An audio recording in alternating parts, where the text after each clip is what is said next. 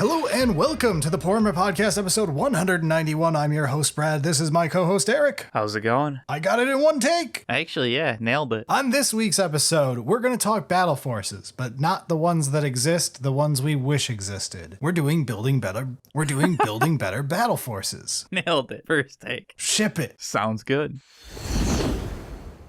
All right, we've already talked about this year's holiday Battleforces, had a great episode on it. That's about the ones that exist and our hangups with them. I really wanted us to do our own takes on Battleforces, though, and have like a more fun angle of trying to design some. Yeah, in that previous episode, we kind of talked about like what we would have made changes to. The only real one was like Tyranids of like, hey, maybe we could redesign this. Yeah, technically could. Put together a list, don't like it. The big problem is like Leviathan box set is just too good. It's still close enough that at least secondary market around here is still got pretty good deals on basically everything in the Leviathan box set. And when you try and build around that, there's not enough to really make a coherent battle force. So yeah, I think the end result there is just GW should have held off on Tyranids for this year and hit it hard next year. There was like the Tau box, but we covered that literally in our review episode last year of the other Tau box, where we invented the hybrid between the 2 years that would have been a good box. We already discussed it the last time we talked about this year's box of it's literally the same solution as last year. They just didn't do it. But there were good battle forces this year. The Space Marine one looks fantastic. The Chaos Space Marine one looks fantastic. Ember's Children, there's nothing really wrong with it. I'm iffy on just the range's existence as it is. Yeah, and like the Votan one was fine. The Krieg one, yeah, it's a bit anemic. But let's move on to the battle forces that we wish existed. All right, so from like looking at the past like 5 years of battle forces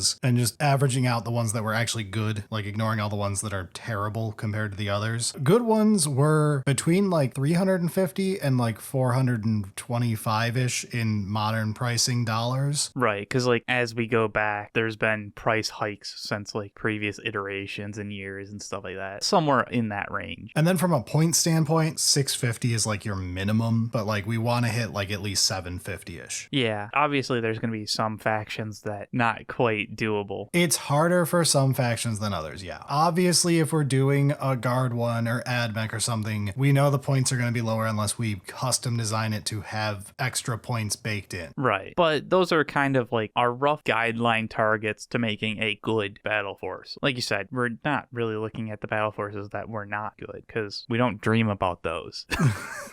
All right, I designed 7 battle forces. 4 of them are ass. Why do we design bad cards? To fill booster packs so that you can sell less cards for more money. Hell yeah. It's somebody's dream at least. And that man's name, Mark Rosewater. And now you know the rest of the story. All right, let's get into it. Just starting with Genestealers, one of the factions that need discount boxes the most. So when it comes to factions like AdMech and Genestealers, we're going to make all our money as a company off of selling normal kits. They're stupid expensive for how few points they are. So we need the combo boxes to be really good to get people into the faction so they're stuck with their sunk cost fallacy, and then they'll buy our overpriced kits. I mean, correctly priced kits. I mean, yeah, actually, kind of. It's also just like, it's nice for like the consumer to give some discount. Fuck those consumers. 400 points of guard. Yeah. Let's try to do something slightly better with this Genestealers battle force that we can come up with though. I really like this one that you came up with. I think this A looks like a fantastic box with like the little mock-up you did here. And B, I just think it's a nice, well-rounded, I want to start this faction type box. Yeah, so we've got a Magus, a Primus, a Reductus Saboteur, 2 groups of 5 Acolyte Hybrid, 2 groups of 10 Neophyte Hybrid, and a Goliath Truck or Rock Grinder. This is about 610 to 650 points, depending on like which loadout you're going to do, and then, you know, ignoring enhancements and all that stuff. It does come to $397.50, which is definitely high, reasonably above our like 350. That's a good target. It's on the high end, but it's not the highest of the last couple years. Like we were going through it and we've got examples from like the Orc Stompa one was more expensive and stuff like that. I think it's about in line with the other Orc one that was recent, like 2 years ago. Yeah, so it's not like actually insane, but it's definitely like, wow, you're gonna have to defend why you've done this. Because like, if we just removed one of the Neophyte Hybrid units, then it's down to like 337. Yeah, but at that point, A, it's barely a combat patrol, and B, it's like not a great value to begin with either. Like this is, you have to have it there. Like you could trade it out for a different thing if you want to trade it out for bikes or whatever, but the value kind of has to be here for this army to make this worth, especially when it's a bloated number to begin with, because you even have your note about the Brood Coven set. So that's where I feel like we can defend this like price hike kind of thing. It is a bit higher, but like, guess what? The Primus is stuck to the Brood Coven set, so like you have to have the Patriarch, Primus, and Magus, which in this design here, I only really wanted the Primus. And it's hard because like the Primus is like a captain equivalent, right? But you can only put it into starter value boxes as it stands that are large, because it has to be enough of a box where having 3 characters show up doesn't feel bad. And I get that you did this with a 4-character, 4-unit box to make it neat where you've got the Saboteur too, and I see what you were going for. There was a couple little like, hey, that's kind of cool, but it having the characters be stuck together like that, it makes things way more difficult than it should be. And it does kind of limit you. Like if you had split these things up, then we could have done more and we probably could have knocked the, the price down. Still probably would like it to be like $360 just because of how expensive Genestealers is for a new player collecting it. But we could have done some things and it still would have been a fine box. But since they're all stuck together, this is really where we're at. We've got to have it like this, because like you start taking away units and you look at like the mock-up image and it looks anemic.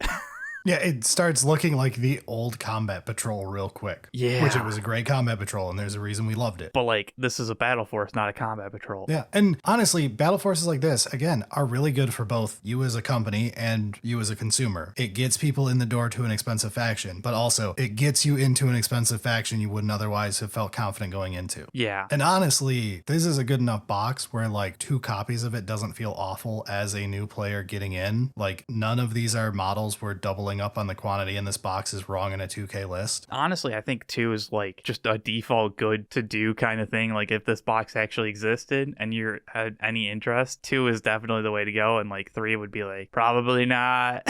No, I don't see myself doing a 3rd one of it, but 2 is a really good start to the army, and then you would just collect over time from there, like your odds and ends as you go. Like even 1 is a sane pickup if you're doing it with the Combat Patrol. Yeah, definitely. All right, so I guess since we're on the like expensive armies and we're talking about getting people in the door, do you want to do your thematic AdMech one you tried? Yeah, all right, we'll jump into the AdMech one, and this one again is a little tough because AdMech is an expensive army, and like the last time we had a Battle Force was 2022, and that had Call in it. It was neat, had some robots and like cool, but let's try something a little different. We're gonna go with a Skitarii Marshal, 10 Skitarii Rangers, 10 Skitarii Vanguard, 5 Sicaran Infiltrators, 2 units of 5 Sicaran Ruststalkers, and a Scorpius Disintegrator. And of course, the Rangers and Vanguards are the same kit, the Infiltrators and Ruststalkers are the same kit, but like this is for on the cover type deal. Right. This makes it feel more kind of thing. Yeah. No, I get it. The variety that you show off on the box helps it not feel like you're getting 100 of this one model. And like it does make like the box art look a little bit better, I think, when you're able to show different like unit loadouts and stuff like that. But this does end up being like $419. It's like 600 points of AdMech. That's wild. It's hilarious how few points this is for how expensive this is still. But it's also like, wow, we made it to 600 points of AdMech. I actually think this is a really good box design wise, because it lets you do the like melee part of AdMech while still being quote unquote all rounder in what's in the box. You've got your like generic mooks, your Rangers and Vanguards for point holding and all that. You've got a tank to sit on the back line, and then you've got what is in air quotes the melee AdMech to be your flavor of the box with your Infiltrators and Ruststalkers. And I feel like they never end up in these boxes. Like those 2 kits, I always feel like get left out of all the Combat Patrols and everything else that AdMech gets. Yeah, I think there's a reason reason,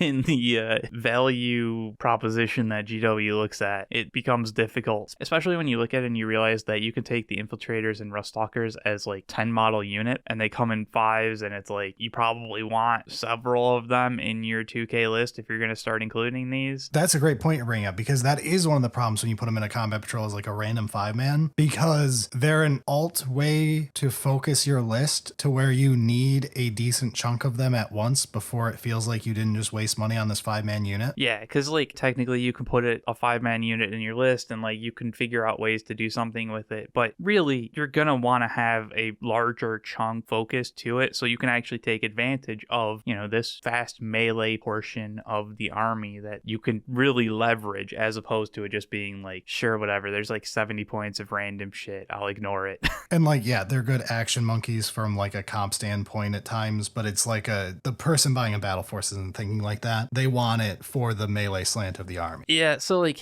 technically you could remove one of the units of Skitarii, and so you drop it down to like $359, down to 515 points, and it doesn't look as good. I think that's where you have to like quote unquote settle, like the bean counters are going to make you go that route. Yeah. Maybe you could sneak a character in there at the last second in exchange for the whole unit. Yeah, I think that works as a battle force, and people look at it and be like, yeah, that was a reasonable success. But like looking at like the box art of it is a lot less exciting compared to with that full like 2 units of your Skitarii. That's like, yeah, we got a solid army going on here. So you know what I would take is like a deal with the bean counters on this one. We drop all of our Rangers and Vanguards, right? Like lose all 20 of those. Okay. We get the new Kill Team box instead, where it's the Techno-Archaeologist and the Servitor Battleclade, because that plays into, in my opinion, like they're not melee, but it feels like it fits in that melee part of the army, like the more bruisery looking stuff. Yeah, no, I'm totally on board with that as well. I feel like trying to convince them to include a newer kill team. Yeah, you gotta wait till next year at least, right? And then you could do it. Yeah. But I'm totally on board. I like having some servitors in here would be quite useful, especially when you've got, you know, some more quick finesse units going on with the infiltrators, ruststalkers kind of thing. And I just think like visually that looks cool for how the box is going to look assembled. Yeah, no, I'm with you. That would be pretty cool. Now, point wise, I don't know what that does to it, nor price wise. I haven't checked the new kill team's price, but I'd say it's got to be cheaper than 2 whole units of Rangers and Vanguards. I would expect that as well, but yeah, I don't know for certain. Kill teams can sometimes get pretty expensive. I think that one's not too bad though. Either way, I think this rough idea is where, you know, the focus would be, and then yeah, if we make a couple changes on the Skitarii or the kill team or whatever, I'm good with it. But I think this general aesthetic would be a really nice battle force for AdMech. I don't really think I'd want too many of them, but at the same time, I'm thinking like, man, you do really want a lot of the Skitarii and infiltrators or ruststalkers if you're gonna do it. It's one where like the first one you're like, oh cool, that's like a really nice pickup, and the second one you're like, if this is my jam, the second one is good. Yeah, that's about right. And hey, that's great for these combo boxes. But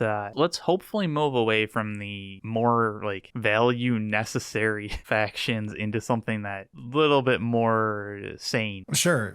You want the most basic thing in the world? Sure, let's hear it. I don't even think this is better than what Space Marines got this year. Oh, okay, we're gonna do a Space Marine, because like the Space Marine one currently is pretty good. Yeah, it is. There was no reason for me to pick Space Marines this time other than I wanted to. So I like Iron Hands. I like playing vehicles in Space Marines, and that's about it. I also like Phobos Boys, and I really like how Gravis looks. But when it comes to actual gameplay, I like spamming dreads and tanks. So I was thinking like, what if they didn't do it, but what if they had done a big battle force for each of the named new guys, right? Okay. So this time when they did the first founding chapter release thing, they did combat patrols, and not all the named characters got into them, but I wanted to see if I was to do a battle force for each of them like they did a few years ago, what would I do with one of them? And I picked Iron Hands because I'm basic. So I forced it to have Kanak Var because like we're making this the named Iron Hands one. All right, I mean, that's a good start. Yeah, and then I threw in the 5 Assault Terminators that they're releasing right now because why not? He has to lead Terminators if he's going to lead something. Give him some Terminators. Might as well be the new thing. And then instead of like doing Terminator spam like they did with the new Terminator box, I did the correct thing for Iron Hands and did Dreadnought spam. So I have 1 Ballistus, 1 Brutalis, and 1 Redemptor. So you are buying an Iron Hands character character, 3 dreads for your Iron Hands army, and some Terminators for him to lead. All right. Point-wise, it's almost identical. It's like 785 points compared to the actual Space Marine Battle Force this time. I think it's actually price-wise cheaper unless you throw random head sprues in. It's like $350, assuming the new Terminators are the same price as the new non-assault Terminators. Sure. But I was going to say, like, I feel like this is not as good value. Like, it's different take. Yeah, this is not a better generic Space Marine box, but this is a you want Iron Hands box. So this would be like part of a spread of these for each of them. Yeah, so this could be kind of interesting to have some of these battle forces for, you know, the newer characters coming out. Because, like, we had the Combat Patrol White Scars, but then they didn't do it for all of the other newer characters. Yeah, they had Combat Patrols, but they were generic. They weren't for, like, the named character. Right, so for those that, you know, kind of missed out on the Combat Patrol one, it could be neat to have a battle force, you know, pick up the slack, as it were, and then kind of focus, you know, the list based on which part of Space Marines it's actually doing. So, yeah, that would be pretty neat. Also, look, it was an excuse for me to put 3 Dreadnoughts in a combo box. What do you want from me? I want 3 Dreadnoughts in a combo box. If I could have fit a tank in here, I would have fit a tank in here.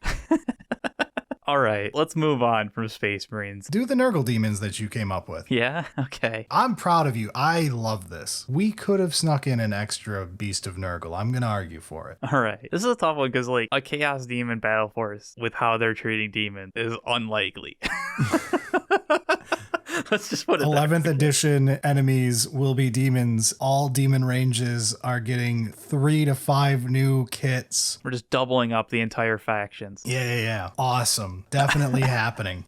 All right, so starting with Nurgle, got a couple potential lists and one that I like, but I think would be too expensive, discount kind of thing. But let's start with 1 Great and Clean one, 10 Plague Bearers, 3 Plague Drones, and a Beast of Nurgle. This gets us 535 points. Which is still low on points. And it's $338. So, like, it's still a discount. It's on the lower end. This is the kind of battle force that would come out and be like, yeah, it's fine. Right? Like, I think you add in the second Beast of Nurgle. Because that kit is criminally expensive for being a single Beast of Nurgle. It's ridiculous. Unless we AOSify Beast of Nurgle to be more a Dreadnought. Sure. If it's a 130 something point model. And, like, I think it could actually do something like that. It wouldn't be embarrassing. Yeah, they're big chunky boys. But ignoring that, living in the world we live in, a second Beast of Nurgle, we can argue here, it does increase the value to over the threshold, but not like over the limit, while getting us enough extra points that we're much closer to our target point count. And I just think it'll look cooler on the box to have 2 of them. And like over, like you put Guo front and center. Like this is going to look a lot like the Primarch boxes. Yep, absolutely. Sprinkle around the front with your Plague Bearers. And then you do one side has the 2 Beasts of Nurgle and the other side has the 3 Plague Drones. And it'll look really nice on the box. And that's like where I was. But then it was like, oh, this is almost like $400. And like trying to explain, hey, we're going to have a massive discount. This box is going to be great. Oh, it's Nurgle. Is like, all right, you're gonna get slapped. Kind of thing. I feel like this is something that has come up before when you get the bad boxes, though, that then sit around and piss off store owners for like a year. That's true. Like we've had this before where store owners are pissed off because they can't move a value box because GW made one so ass. So if you've got something riskier like a single flavor of demons, where like automatically 60% of players don't like whichever one flavor you're looking at the time, you might want to put extra value in it so that your remaining 40% feels more pressure to buy it, and then again is now into a faction and now they want Death Guard, etc. Like Chaos is so good for the weaving between factions and making you want more of Chaos. Yeah, absolutely. And like if you can properly make it exciting on the box, like that's why like Great Unclean one was like, yes, we're trying to mimic the Demon Primarch boxes of like big front center exciting, and then let's put value into it as well. And I mean, this does show a good portion of Nurgle because, well, there's not that much, but and if we theme it as an AOS box, then we're allowed to put even more value in. Honestly, kind of like looking at the spearhead, just looking at the battle forces that came out this year. Yeah. Oh, true. Yeah. And like I had played around with like not including the Great and Clean one, and like, yeah, you could probably get more points and stuff like that, but nah, it's not as exciting. It's just wrong. Yeah, I didn't like the non-Guo one. I did have one other demon list though, and this was a Slaanesh list. Okay, sell me on this list. we've got 1 Contorted Epitome, 1 Torment Bringer, 10 Demonette, 2 Hellflayers, and 2 groups of 3 Fiends. So 6 Fiends, 3 Chariots that are the half chariot, so you can like change them into 1 full chariot and 1 half chariot or whatever. Yeah, you can just do whatever you want with chariots, basically. Yeah, they're a miserable kit to work with, but it's a thing. But there's lots of options, kind of whatever. 10 Demonettes and the Contorted Epitome, which you obviously, you put like the Contorted Epitome and the Chariots as like your highlight, and then you have your Fiends on the sides and fill out with Demonettes to make the box look full. Yeah, basically. I think it's a solid box. My instant thought is if we're going with the Primarch in air quotes boxes for the greater demons, why don't we try fitting in a keeper? Yeah.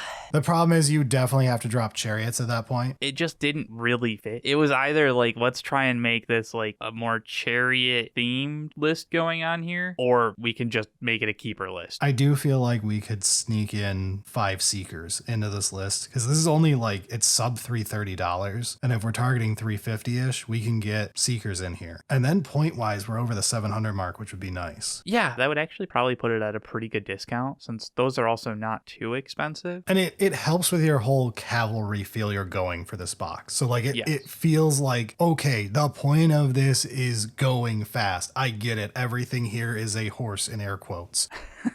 Except for the Demonettes. Except for, yeah, Demonettes, but you know. But at the same time, like, you still want to have, you know, some like core units that you can have your battle line or whatever. Like, try and make a reasonably cohesive army. So, like, if somebody just bought this, they could play with it as opposed to being like super skewed to just mounted. Yeah, that would make sense. I think I was a bit too safe with this list, partially because, yeah, I started with the Keeper and was like, all right, I want to do something a little bit different. I think this could work. It's not too crazy. My one hang up with this list has nothing to do with the combo box. It's just that I know Demonettes are old and kind of shitty with their like really gross lines to get everything together, and the Chariots are awful.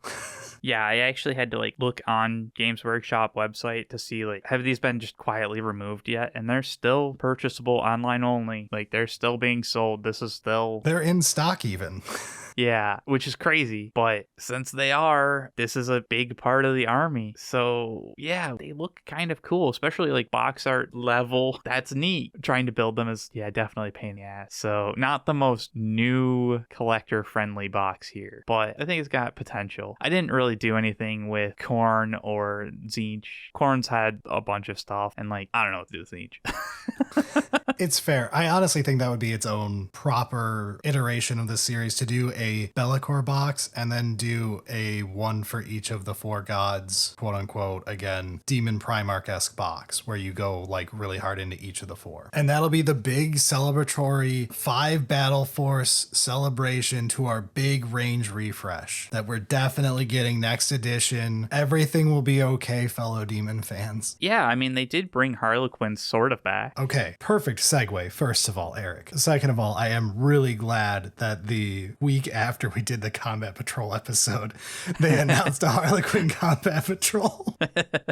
I'm just happy because it's like, they seem to be like, all right, Harlequins need to exist. You guys were right. But my next Battle Force is Harlequins, and also my next 4 Battle Forces are all Aeldari. Yeah, you went a little deep, but let's start with the Harlequin one though. I think this box is not my greatest work. It's fine. It looks great because it's Harlequins and it'll always look great. I was gonna say, I think this is like the perfect box from a corporate level kind of thing. Like this works perfectly. It looks so valued. Of every Battle Force today, this is the one that GW is most likely to make, like without change. Yeah. So it is a Shadow Seer, and then it's 2 boxes of troops, but one of them you build a troop master out of, right? Sure. So it's a troop master and then 11 troops total, which is a 6-man, 5-man, whatever. And then you do 4 Skyweavers, which are the bikes, and then a Void Weaver and a Star Weaver, so you have some variety on the box, but it's a dual build kit. So you get a transport, a tank, on the box at least. You probably just build double transport, whatever. 4 bikes, 12 generic Harlequin dudes, one of which is a character box art wise, and you probably do build it this way. And then one of the best characters just in the game for an infantry character for looks. This looks good just from like looking at the list, looking at like the box. There's a bunch of cool stuff. It's exciting. It's only 715 points, which for Harlequins is not that many points. And it's only $347. $300, which is actually below our bar that we said we wanted to be, above the 350 threshold to be a good value. But I was like, all I'm going to do is just shove another character in here to get over the line if I have to. So this is a more realistic what you would expect to see. Yeah, it's in the ballpark of the like, these are the good value boxes. So it's a little bit lower, which, hey, that's the good thing on the GW side of. But the weird thing to me is I don't love the box I made just because I love the combat patrol so much, other than the solitaire, which is very annoying. Yeah. Like the solitaire is the one flaw with that otherwise perfect combat patrol. And like looking at my box, I'm like, if it wasn't for that solitaire, I honestly think math wise, it's better to just keep buying the combat patrol. It's close enough that you'd have to sit down and actually do some math there. But at the same time, like, it's kind of not a great thing from the consumer side, but like from the whole, like, this is a Battleforce fear of missing out box kind of thing, like, it's kind of perfect. Like you said, this is the one that I think GW could look at and do with the least amount of change. So on my Aeldari kick, I was stuck on Aeldari this week. Like, for as much as everyone makes fun of me not liking Aeldari, which again is bricky, not me, I just find them boring. I ended up just really wanting to play around with Aeldari lists. So one thing I saw Aeldari fans complain about this year was they've got to give us a battle force. It's been so long since we've had an Aeldari battle force, and now we've got all of the new Phoenix Lords. So clearly it's time to do all the Phoenix Lords and all of their troops as a battle force. You can't do math. That would be a ludicrous battle force. I don't know what price they'd put it at, but you would vomit. That is a lot of dollars of value to do one of every single Phoenix Lord and their troop equivalent. It's also like 2,000 points. It's in like rough area of like, this is an army, not just like a good portion of it. And GW would be sour about it because they would lose a big chunk of people who owned one or two of the Phoenix Lords and suddenly didn't like it. Yeah. So like that's why you're never going to see that box for like several reasons. However, if we're doing like the new Phoenix Lords and we do like Baharoth, Fugin, and Lycus. Okay. We can do those three. We can do a Fire Dragon, Swooping Hawk, and Warp Spiders to go with them. And then I threw a unit of Dire Avengers in here to keep with the Aspect Warrior theme, even though like I don't have the money to put Azerman in here. Sure. Whatever. Dire Avengers are basically free. They're so ugly. I don't think they're that bad, but like, yeah, compared to the others in this hypothetical box, yeah, they're definitely noticeable. So this turns out to be 730 points and $380. It's a very good battle force already, and we used only half of the new Phoenix Lords. You cannot get all of them in one box. And it's honestly, it's too good of a value. Like, you're not going to be able to convince a company to put their best, newest stuff in a discount box altogether. That's insane. Yeah, unless it's Space Marines. Even then, it's usually not an amazing discount. So like this would be great, but like also never happens. I think this box is actually all right because if someone screws up and owns one of the Phoenix Lords, this box is still a discount for them that is like halfway decent. So it should minimize the issue where you end up with people who won't buy the box. Because again, you have to think of all aspects of this when you're designing these. I think this box is doable. I think Eric has a one we'll get into in a minute that I think is the correct way this should have happened, but it would have had to have been over a couple of years. But I did make a funny version. This next one, I saw this list and was like, what are you doing? But I think you did sell it to me eventually. So let's jump into this because, oh boy. This is not a serious submission here, but I liked it. So I called this one the Painter's Paradise Edition. It has Azerman, an Avatar of Cain, Baharoth, Fugin, Jane Zar, Lycus, and Mugen Ra. It's every Phoenix Lord and an Avatar of Cain. It's only $402 of value. It's technically within the zone, even though it's on the high end, but I will argue that it shouldn't be because Avatar of Cain costs too much goddamn money for what it is. It's not that impressive of a model.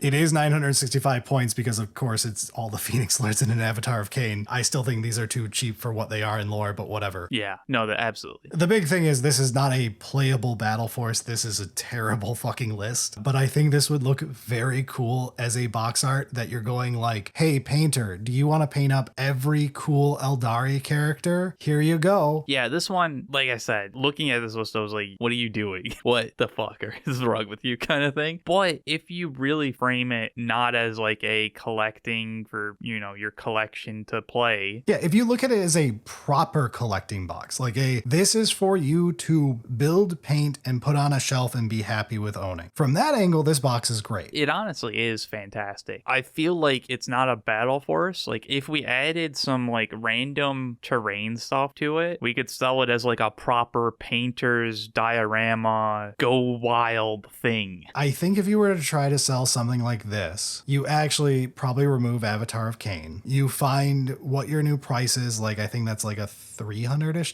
value, and then you target that price range and do it for a bunch of factions and do like big important named stuff, impressive figures to paint, and you do that for like a series of these, and you don't frame it as battle forces, you frame it as like hobby kit, whatever. It would absolutely need to be properly marketed and framed as a hobby, a painter's, some type of like put this together, paint it up, display it on your shelves, that kind of thing, as opposed to like a Battleforce box where you're trying to grow your army collection so you can play with it kind of thing. Honestly, what it really is this is your whale bait, and this is, you just say this is whale bait right on the cover, and you go, this is your collector's edition special. It comes with a codex that has a gold cover. It is a $0 discount in the end because it's going to be so overpriced, but you got the gold covered codex, the special medallion coin worth 45 trillion fake dollary dues, and all of these cool characters. And I think you do actually include some like random terrain style pieces, so like you can put it in all together, and like you could sell this for a decent markup because it's that collector's thing. And that's really the only way that you can create this box, because this is not a Battleforce box.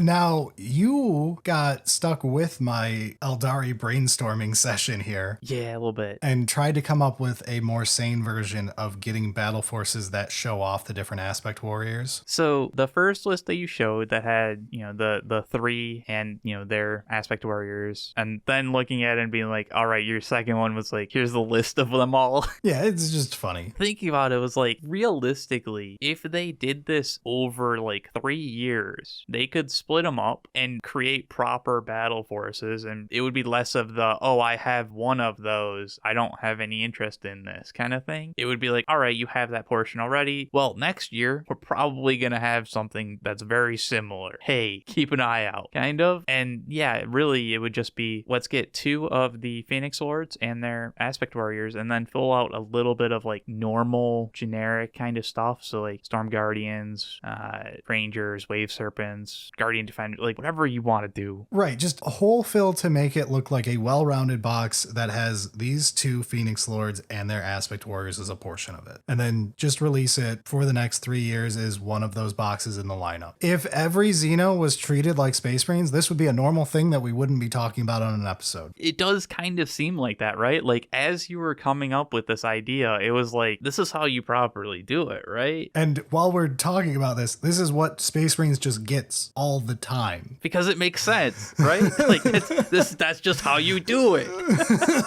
I invest in the things that I make. Someone get this news to the UK immediately. Right. And like, yeah, you could probably honestly release like all 3 of these at once and be like, whatever. But like, it would be honestly better to do it like year over year for, you know, the 3 years and like build up some hype. And like, I think that would work out really well. But I think that's kind of the real way that you could accomplish what Aeldari players want of, let's get all the Phoenix Lords and all the aspect warriors in a box. Well, sure. Just wait 3 years and get them all together. And actually, this idea is kind of genius, because don't we still have like 2 dead ones? Because I know we don't have the Striking Scorpion one, and isn't there one other? Isn't there like the bike one or something? Yeah, there's the Shadow Specters. Yeah, so you could do like the last 2 as your year 4, and you just, as a company, you plan out like, we're going to do these boxes over the next 4 years. So starting next year, we're going to start doing the engineering for the new Phoenix Lords to release their kits to coincide with the final Battle Force and make it a big hoorah for whatever edition we're in. And like, that honestly is a great hype piece. If you make the new ones on year 4 as like you're building it up, just don't fuck it up. Like if you do these 3 and you put hints out that there's going to be the new ones on year 4, you better succeed on releasing that on year 4. Hey, at least when you don't succeed, you get to make a really funny, snarky article about how you screwed up that you post on Warcom that year. That's fine. Honestly, the community loves that shit. You're not wrong, but also like, see you next year. Someone got lost in the warp. Yeah, it would work. But imagine if this was the real timeline we were in, huh? But we do have our last battle forces we put together here. So this was based off the Stompa Box. That was a total meme from last year, right? You mean the absolute best battle force that's ever existed and ever will exist? It is on the high end for monetary value, but and probably for plastic count if we're being honest with the Stompa. That's true, yeah. But yeah, that box, just to have people remember, was a Stompa, 10 boys, 10 Ludas. A Big Mech, a truck, and a Stompa. There you go. It was honestly a good box, like just generally, other than the fact that the Ludas are old and busted, and it's a Stompa. Which is terrible. The downside of this box, you must play the Stompa. Yeah, right? But like looking at this box, we had the funny idea of what if we did War in Heaven boxes for like a big release set together, and you do this orc box, right, as like the orc submission, and then you just do a Necron and Aeldari equivalent. Yeah, and it can shockingly kind of work. I liked the Aeldari list I came up with, and like price wise, it is like dead nuts on with the orc box. So this is a Spirit Seer to be your equivalent of your mech, right? Okay. And then because we don't have the boys and Ludas, we end up with 10 Wraith Guards or Wraith Blades or 5 and 5, whatever for the box art, right? Mm-hmm. Then we do a Wave Serpent to be our truck and a Wraith Knight to be our Stompa equivalent. And like looks wise, this looks like the orc box except for more elite because we're Eldar, not orcs. It's really pretty cool as well, right? Like it's got the big centerpiece, it's got a bunch of other stuff, some transport, like. And this is literally $3 off from the orcs. Like this is the exact same value box. So like from a corporate standpoint, we've got no real excuse here. And it's hilarious because 955 points because Wraith Knight is like 400 and something or whatever. Yeah, it's 435 points. It's a big model, all right? It's really cool too. I love Wraith Knights. They do look sick. And then we had you do Necrons, and then I made you redo Necrons because you insulted me. Yeah, so like I originally made a list that was trying to stick to the 350-ish range. Before I price checked the orcs, because I was like, there's no way this box was that cheap. Yeah, and that list was not particularly good. I was trying to cheat some things. I was like, Eric used an obelisk. I'll have the obelisk as the big thing because that lets me also have a transcendent Catan just for free. But once we've like price checked, it was like, okay, we've got like $400. We can do a little bit better. And let's try and make the monolith actually work because that's the Stompa equivalent. I mean, it looks like a Stompa's dress. It does kind of, doesn't it? Clearly the Stompa should fly. You're so salty about that. All right, so we've got a monolith, a ghost arc, because that's our transport. Yeah, and then Eric remembered why everyone hates Necron transports. And we've got to have 10 warriors, because that's the only fucking thing it can transport. Thanks, Necrons. Oh, man. The amount of lists that I was like, oh, we can do some neat, like, canoptic stuff, or, like, we could do this other, like, we got some wraiths, and, like, no, let's make sure the transport can properly transport things. Oh, it's just warriors. Got it. So, yeah, we've got the 10 warriors, and then Technomancer for, you know, the big mech type thing, and 5 immortals to round it all out. Honestly, pretty similar. Yeah, and the immortals could be death marks if we want those on the cover, whatever. And, yeah, this comes out to, like, $403. It's only 755 points, bit lower on the point side. Yeah, because you aren't shoving a Wraith Knight in it. No, just a monolith. Come on, dude. Honestly, I think these 3 boxes next to each other would be really fucking hype. Yeah, that's honestly my thought too, of like the actual hype factor. As someone who doesn't own 2 out of 3, yeah, I would be so hyped seeing those 3 in a lineup together, being like, holy shit, we gotta buy these. Yeah, there's a certain aspect of like, I want all 3 of them, even if like I don't actually play some of them, just because like they're so cool. All 3 of them are just like, that's the big shiny things. It's I want to have us all play these against each other, like that driving force when you see the boxes on the shelf next to each other. It does have a lot of that like story equity even before you actually get to playing the game. Yes, it builds it up in your customer's mind. This is the stuff we think about. Why is this our hobby? Why is this our hobby? Yeah, it's so fucking true, bro. What makes us so unfun?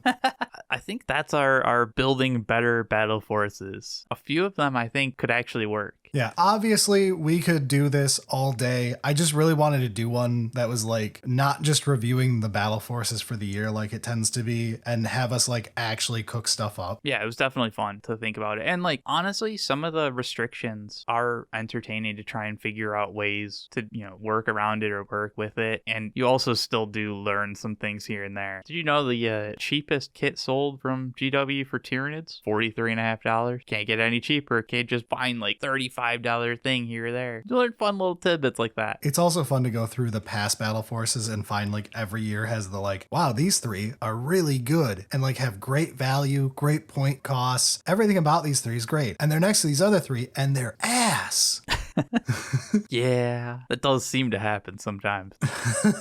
We must release multiple things. Okay, but I demand that half of them suck.